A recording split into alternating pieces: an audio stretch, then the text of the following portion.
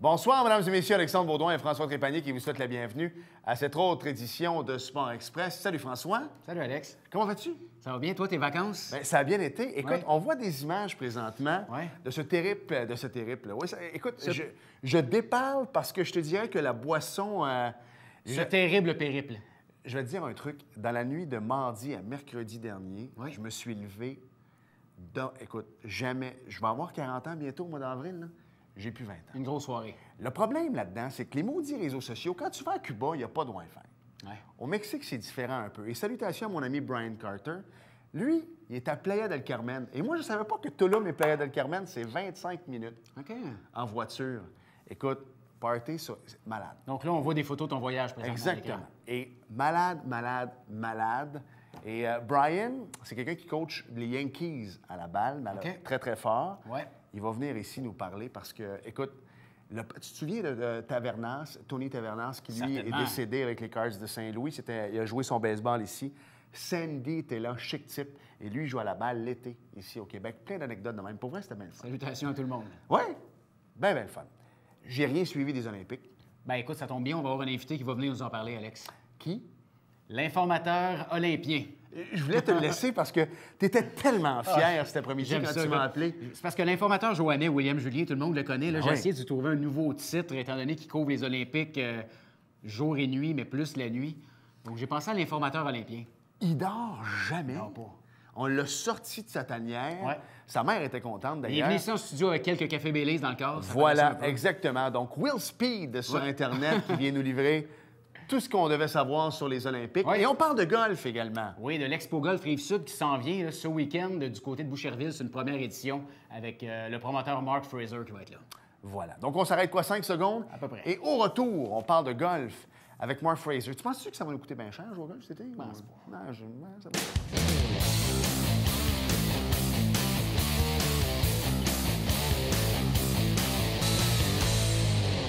Cette semaine à Sport Express, François, c'est vrai qu'il y a un redout à l'extérieur. Oui.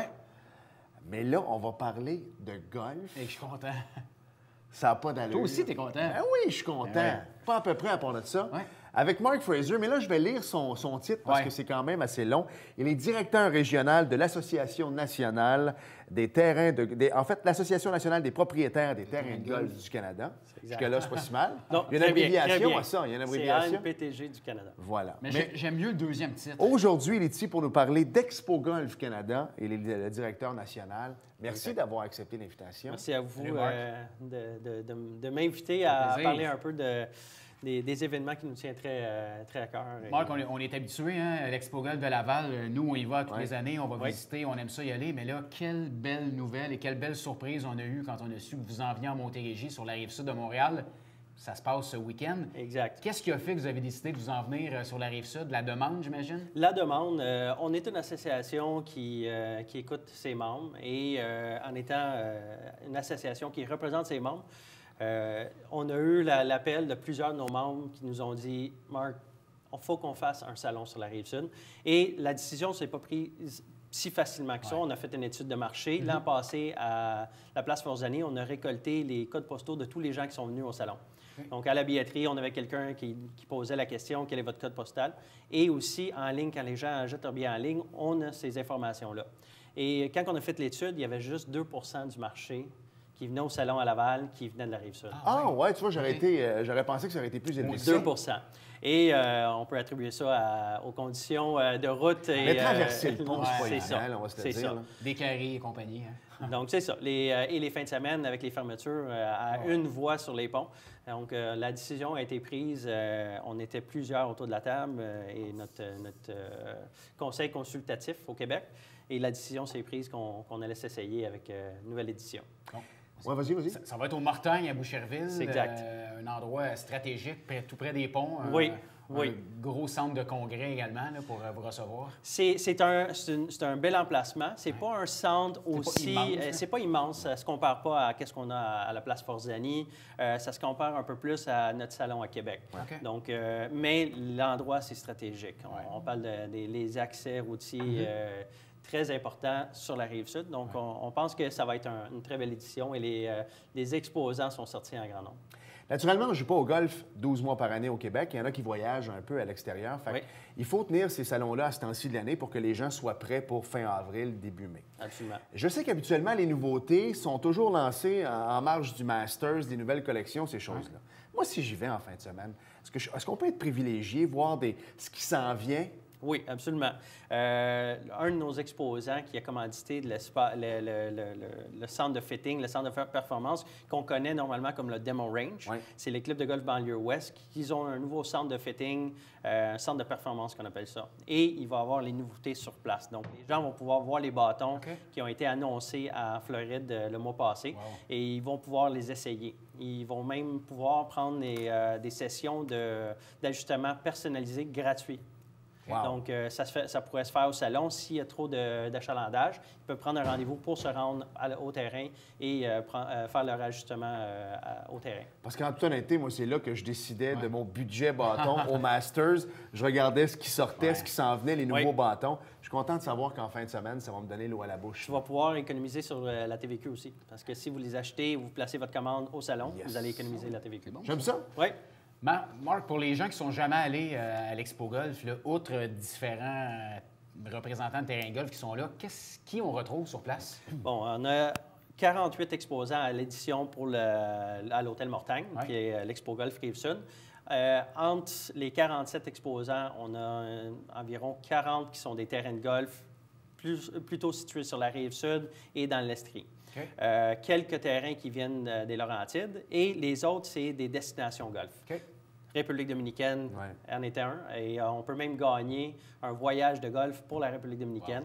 Puis ça se fait au tirage. Donc, ce n'est pas un concours d'habileté. Les gens vont pouvoir se rendre sur place, mettre leur nom dans une borne et le gagnant sera payé le dimanche pour le voyage. C'est 7 nuits. Golf illimité, dans un 5 étoiles, le Majestic Mirage à Punta Cana, vol avec Air Transat et c'est les transports de l'aéroport privé. Donc, les gens sont accueillis en VIP. Donc, ça, c'est un bon concours qu'on va faire sur place. On va avoir aussi un concours de coups roulés avec le Club de golf Saint-Jean qui va commanditer. En plus. Oui, et donc, toutes les demi-heures, les gens qui ont réussi à faire le tour d'un coup, leur nom va dans la borne. Donc, il y a environ une quinzaine de personnes. Toutes les demi-heures, ils vont piger un nom et ils vont partir avec un duo avec voiturette tous les demi-heures. Donc, c'est des petites choses comme ça qu'on va faire. Salutations à notre ami Éric Briand du Club de golf de Saint-Jean qui va être à l'écoute, j'en suis persuadé. Et les gens, c'est un terrain qui est primé, ça. Alors, c'est pas donné à tout le monde de jouer sur ce terrain-là, donc c'est un beau concours quand même. Absolument. C'est une première pour eux dans un Expo Golf. Et il y en a plusieurs autres qui vont faire leur première présence dans les salons. Tu me parlais tantôt, nous, c'est important pour nous dans le coin ici. On est collé sur la frontière américaine. Il y a plusieurs terrains de golf juste des États limitrophes qui vont être là. Tu parlais de Plattsburgh, Burlington, les alentours. Exact. C'est intéressant pour nous aussi. Oui, et quand ils viennent normalement faire de la promotion ici, ils essayent de faire des forfaits assez compétitifs. Donc, ils vont offrir soit la monnaie équitable ou un copair. Donc, oui, ça va être un bel événement pour une première.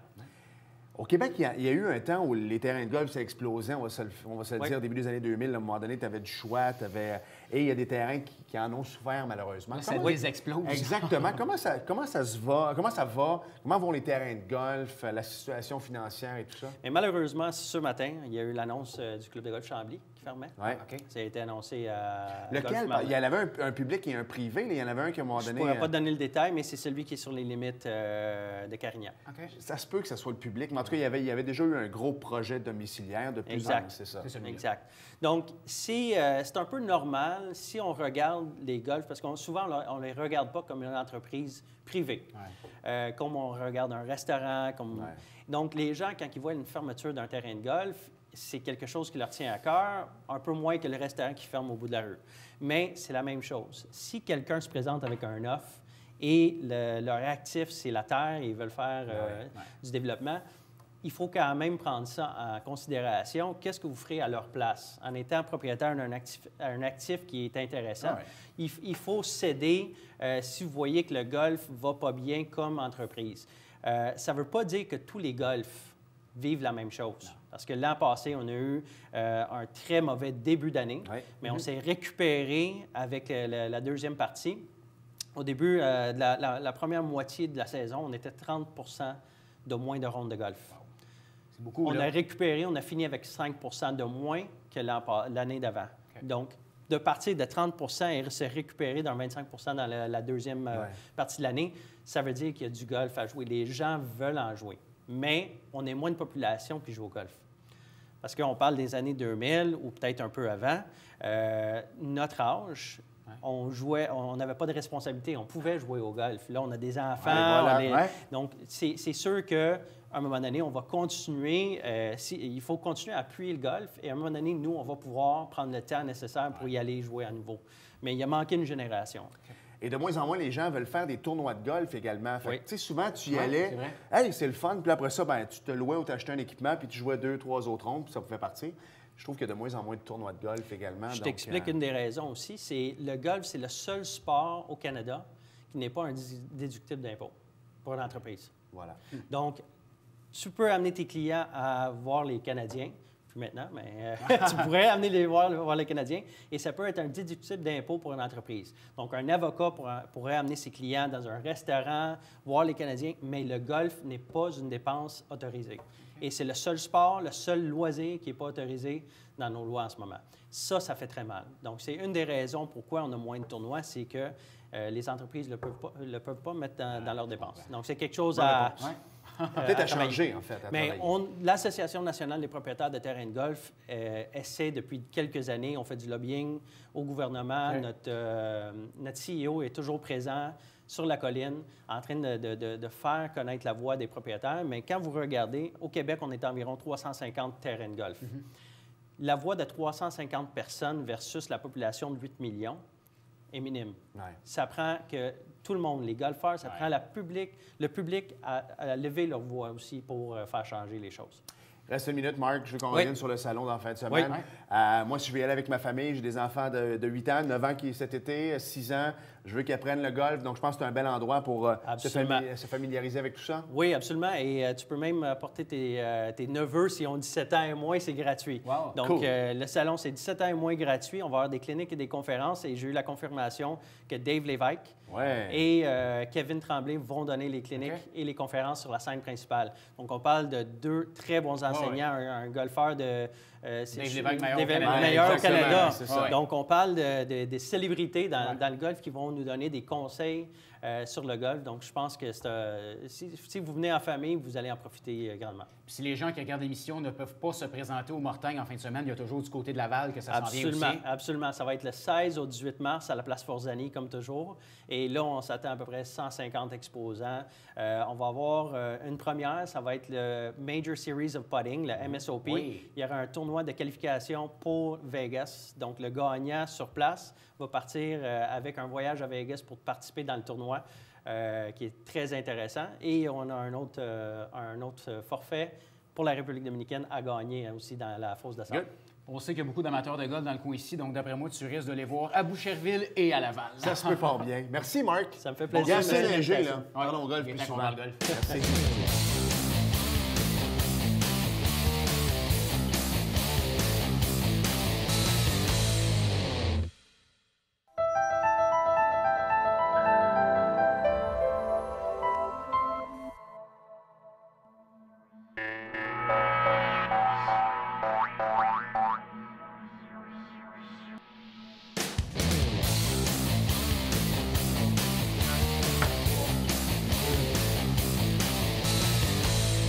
Nous sommes de retour à Sport Express. Et écoute, c'est les Olympiques présentement, François. Moi, la semaine passée, j'étais en vacances. Toi, tu travailles comme un forcené.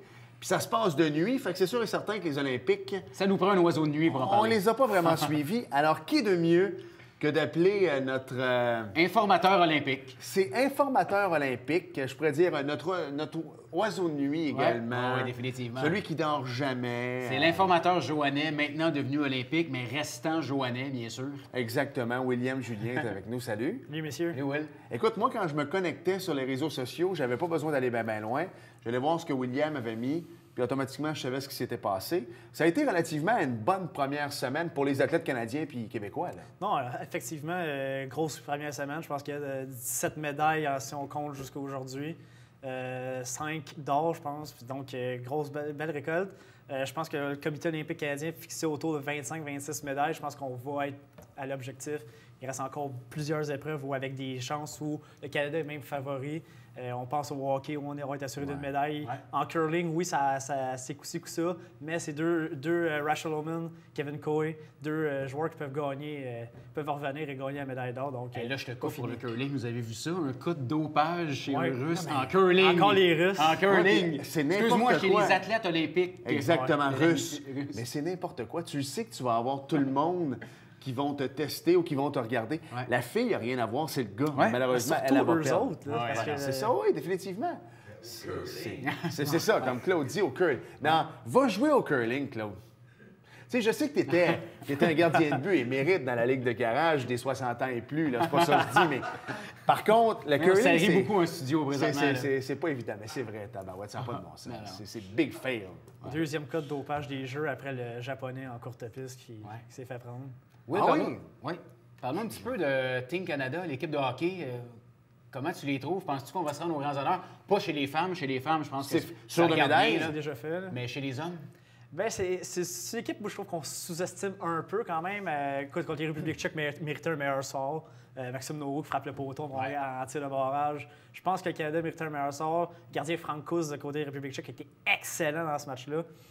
Puis je pense que contre la Corée, là, ça a été. C'est juste parce que le Canada, c'est humain, ça. Prendre une équipe comme ça à la légère. Ça va être les Finlandais, on peut se le dire. Là, les Finlandais devraient battre la Corée cette nuit, puis passer encore de temps contre le Canada. On devrait avoir un bon match, mais je pense que quand même l'équipe canadienne elle a une identité que les autres équipes n'ont pas. Je pense qu'on est capable de moins se rendre en ronde des médailles. Peut-être pas jouer pour l'or, mais peut-être jouer pour le bronze au moins. Okay. À Sochi, il y avait des bancs vides un peu. Je regardais ça.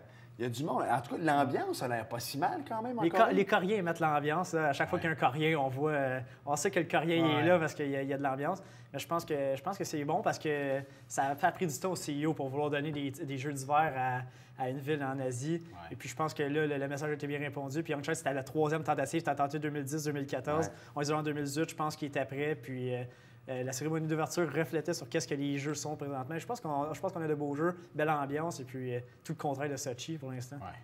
On sait que tu es un très grand amateur de sport. Comment se passent tes semaines olympiques? Là, tu mets-tu ton cadran dans le milieu de la nuit pour être certain de rien manquer? Là? En fait ma nouvelle routine, c'est que je me couche le jour puis que je me lève la nuit. À peu près 6 heures, je soupe, je mange, j'écoute ça toute la nuit. À 10h, 9h30, 10h, le lendemain matin, je me couche puis... On était-tu bien à cet âge-là, François? Il faut être passionné. Il faut être fan, pas à peu près. Ben, j'avoue, t'as quel âge encore? 20. Je faisais ça aussi à 20 ans, c'est ça. En fait, je dormais pas. mais c'est pas si mal. Moi, j'ai ma petite routine aussi. Tu sais, là, le dimanche soir, je me suis installé, j'ai regardé Scott Moyer puis Mme Virtue qui vont patiner ce lundi. Quelle leçon de patinage. Record du monde que j'ai. Ils s'entraînent ici à avec Montréal. France Dubreuil et Patrice Lauzon. C'est un Joannais, justement, qui est chorégraphe, Samuel Chouinard, qui est prof à l'école Denise Bonneau, je pense, qui est chorégraphe pour Moyer Virtue. Donc, il y a de la sommité joannaise du côté de... Mais il faut que je vous dise de quoi. Moi, ma fille jouait cet été, à un moment donné, au hockey, dans le 3 contre 3 et tout ça, puis j'allais la fin de semaine à Sainte-Julie. Et on arrivait là de bonne heure, puis il faisait fret, tu sais, moi, quand il fait plus 30, là, puis tu rentres dans un aréna qui fait moins 45, là, j'ai beau aimer le hockey, mais je détestais. Et il y avait des gens sans glace. Il y avait des gens de différentes nationalités. Et honnêtement, je me disais, ils sont donc bien bons, eux autres. T'sais, je les trouvais bons pour un dimanche matin parce que si je me fie aux autres qui sont là durant l'hiver, c'est des jeunes à Saint-Bruno, à Sainte-Julie, tout ça. Puis ça tombe à toutes les deux, double axel et tout ça. Et là, j'ai entendu dire que les fameux Coréens, Corée du Nord, qui ont chanté sur Ginette, c'est là qu'ils pratiquaient à Sainte-Julie. Et c'est pas les seuls. C'est Bruno Marcotte qui est l'entraîneur. Exact. Et Bruno Marcotte, lui, l'été, il va pratiquer à Sainte-Julie. Okay. C'est pas si mal, pareil. Fait que dans le fond, moi, je voyais des Olympiens. Je les trouvais bons, mais moi, je pensais qu'ils pratiquaient pour leur propre plaisir, mais ils étaient bien meilleurs que les autres. Puis j'ai eu ma réponse dernièrement. Tu l'as dit, 17 médailles au cours de la première semaine. Qu'est-ce qui s'en vient? Nous, on enregistre le lundi. Alors là, les gens t'écoutent. Virtue Moyer, ça va être ce soir. Mais oublie pas que les gens vont t'écouter mercredi. Fait que tu peux être complètement dans le champ sur ce que tu vas dire. Tu sais, en fait, ta parole est en jeu. Là. Non, mais en fait, il va y avoir du Big Ear. Je pense qu'on a une chance. On était chercher 2 médailles en slopestyle. Paro, qui était chercher l'argent, est encore au meilleur au slopestyle. Donc, il faut y croire tout le temps. McMorris, les 3 dans le top 5 Je pense au que monde. Sébastien Toutant va vouloir aller chercher Je une pense médaille que là-dessus. les 3 sont dans le top 5 au monde là, en Big Air. Donc ça va être intéressant, une belle épreuve. Le Ça, c'est Rive-Loin, quand, ça? Ça va être vendredi soir, OK. je pense que c'est 20h, heure du Québec. OK. Avec la qualification qui est mercredi, la finale vendredi. Il y a Laurie Bloin et Spencer Bryan du côté des femmes qui se sont qualifiés pour la finale, donc on a encore des chances là. Curling, je le disais, hockey, ça va être à surveiller, on va avoir encore des chances de médailles là. Est-ce qu'Alex Harvey va enfin réussir à aller chercher une médaille? Il a changé son discours. Hein, lui, au départ, c'était le fartage. Après ça, c'était les jambes. Là, mais, là, c'est la fatigue. Là, c'est la fatigue, mais il a pris un repos en fin de semaine. Il n'a pas fait le sprint par équipe, donc va se consacrer au relais. Pas au relais, mais aux 50 km. Il a skippé le relais, en fait. Il reste le relais en patinage de vitesse par contre. Oui, mardi matin. Ouais, donc, le gagnant, les gagnantes vont être... L'équipe canadienne va être là, mais pour nous, mercredi ou jeudi matin, je pense pour les hommes, Charles Hamelin. Charles Hamelin et Marianne Saint-Jacques connaissent des jeux à oublier. Ouais. Mais quelle histoire Kim Boutin, quand même, aussi, il faut le mentionner. Samuel Girard également. Quelle force de caractère Kim Boutin, après avoir reçu des menaces de mort, réussir à aller chercher une grosse médaille de bronze comme ça. Il faut lui lever notre chapeau. En tout cas, pour vrai, là, c'est vrai que Marianne Saint-Gelais et Charles, ils n'ont pas été chanceux des disqualifications. Celui qui a gagné, j'oublie le nom, celui qui a gagné la médaille d'or aux 1000 mètres en fin de semaine, Samuel Girard, lui, il a profité de la disqualification de Charles Hamelin pour aller en finale. Ouais. Et en plus, il va remporter la médaille d'or. Ça, c'est quelque chose. Oui, bien, le malheur des autres fait le bonheur des autres. Parlons un petit peu de la performance de Michael Kingsbury, c'était extraordinaire. Hein? Écoute, quelle performance en finale, la descente finale. Parce que, je vais te dire, en qualification, on était quand... Je parlais avec des gens, puis on était, ça va être plus serré qu'on pense. Ouais. Le japonais, Hara, était excellent. Ouais. Mais en finale, Michael Kingsbury nous a prouvé pourquoi c'était le meilleur de la discipline et pourquoi c'est le boss des boss. Je ne sais pas si vous avez entendu l'entrevue que Michael Kingsbury a accordée à Jean-Charles Lajoie, 91.9, qui disait que tout ça était calculé. Ah oui? Oui, c'était calculé qu'en qualification, il était pour analyser. C'est ça, ensuite on le sait. Là, mais non, je comprends que ça a apporté... Mais quelle descente incroyable en finale. C'est vrai qu'eux autres, tu peux finir 4e dans ta vague, mais tu t'en vas en finale et tu recommences à 0. Exact. Puis souvent, tu aimes ça mettre de la pression. Fait que lui, en étant avant-dernier, il a mis toute la pression du monde sur le japonais, en fait. Ouais. Jack Nicklaus, c'était comme ça. C'était toujours celui qui frappait le moins loin sur le coup de départ pour après ça envoyer son deuxième coup à quelques pieds du fanion pour mettre la pression sur son adversaire. Mais ça prend des couilles grosses de même pour faire ça. C'est ça. C'est ça qu'on appelle des athlètes incroyables aussi. Ils font la renommée. On a vu cette semaine en bobsleigh également, médaille d'or ex-aequo. Lundi matin, ex-aequo au temps. C'est rare qu'on voit ça. Grosse médaille pour le Canada. On attendait un podium, on n'attendait pas nécessairement la médaille d'or. Ça, c'est une belle nouvelle. Les 3 bobs canadiens dans le top 10. Donc ça, il faut le mentionner. Je pense qu'on fait un bel effort du côté. On a eu 2 premières médailles en luge de l'histoire du Canada. Ça, c'est des malades. Skeleton, luge. Donc, on voit que ça progresse du côté des sports de glisse aussi, du côté du programme canadien. Donc ça, c'est de bonne augure aussi. Puis des chances de médaille avec Kelly Humphries aussi, qui est double médaillée à Sochi. Elle n'a pas fait encore le bob à 2, bob à 4. Donc, non, ça risque d'être... C'est juste bob à 2. C'est juste bob à 2, il n'y a pas de bob à 4. Bon, parfait. C'est pour ça qu'on se nomme l'informateur olympique. Voilà. Tabarouette, il nous remet à notre place. J'aime ça. Ça va être une belle semaine. Oui.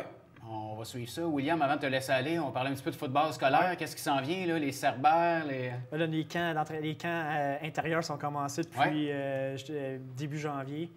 Au retour, en fait, quand les jeunes sont revenus à l'école, on a commencé environ la semaine d'après.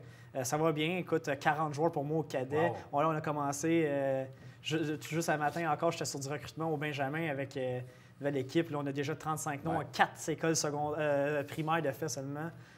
Puis les Cerbères, même noyau. Donc, ça va bien. Je pense qu'on n'aura pas beaucoup de grosses tâches de recrutement à faire pour remplir nos coffres. Je pense que l'avenir est là pour les prochaines années. Parce que là, Claude nous avait sorti, je vais le dire tout de suite, ça va laisser plus de temps pour le NASCAR. Comme quoi, les entraînements en salle se poursuivent pour le football scolaire les mardis de 16h à 18h. C'est au centre Saint-Edmond et le jeudi de 16h30 à 19h. À Chanoine-Armarisco, tout ça. À Chanoine-Armarisco, il y a un volley football. On fait du conditionnement jusqu'à 18h, il y a un volley football jusqu'à 7h. Donc, on commence à préparer les gars. Et la semaine passée, on a reçu les gars du Collège Champlain avec Sean Main, l'ancien des Alouettes de Montréal, qui avait une belle opinion sur le football scolaire. Donc, un autre qui se joint au scolaire versus un peu plus le civil, parce qu'il dit, bon, les jeunes sont déjà habitués à faire leurs devoirs. Est-ce qu'il nous aide cette année 12 joueurs de notre édition qui sont gradués collégiales cette année, des Cerbères.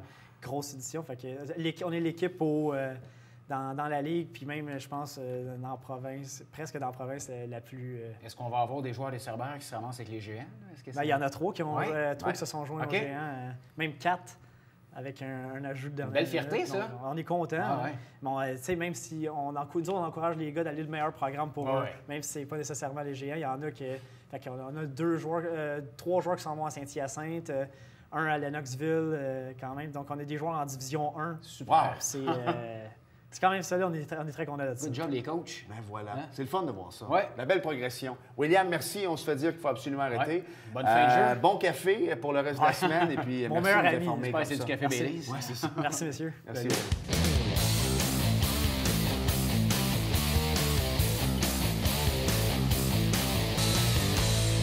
Nous sommes de retour à Sport Express. Et comme tu as déjà parlé de football scolaire, ça me donne malheureusement plus de temps pour parler de NASCAR. Je pensais que tu allais me dire, et vu que tu as déjà parlé de NASCAR, j'étais là, non, je te laisse l'honneur, mon Écoute, Richard nous a amené, Richard qui était là en fin de semaine, regarde, c'est vraiment un ramassis de pneus de la piste de Daytona. Faut être fou. Imagine si c'était fait coller. Ouais. Est-ce qu'on voit des photos à l'écran? Non. OK. Mais faut-tu... Sérieux, là? Ah, non. J'ai juste hâte que tu me parles. Il y a quelques noms là-dedans que je me chicote. J'ai déjà ramassé, par exemple, de la poussière de briques du Yankee Stadium. Oh. Oui, monsieur. Alors, dimanche dernier marquait le lancement de la saison 2018 de la série Monterey Energy de NASCAR avec la présentation de la 60e édition du Daytona 500. Seulement 10 voitures ont pu rallier le fil d'arrivée sur le même tour que le meneur au terme d'une course ponctuée, François, de 8 drapeaux jaunes. Donc, Austin Dillon, bien connu dans sa famille, a remporté cette épreuve au volant de la mythique Chevrolet numéro 3, rendu célèbre, on le sait, par... Dale Earnhardt. Hein? Oui, monsieur. Alors, Dale Earnhardt père, naturellement, Darrell Wallace Jr. Écoute, c'est le premier noir à évoluer en NASCAR depuis les années 60. Wow. Il reste plus de temps de poursuivre quand même. Les derniers Hamlin ont terminé respectivement 2e et 3e. Prochaine course, c'est le Fools of Honor Quick Trip 500 à Atlanta, en Georgie. Merci François. Merci Alex. Merci à vous d'avoir été là et on se parle la semaine prochaine. Bye bye. Salut.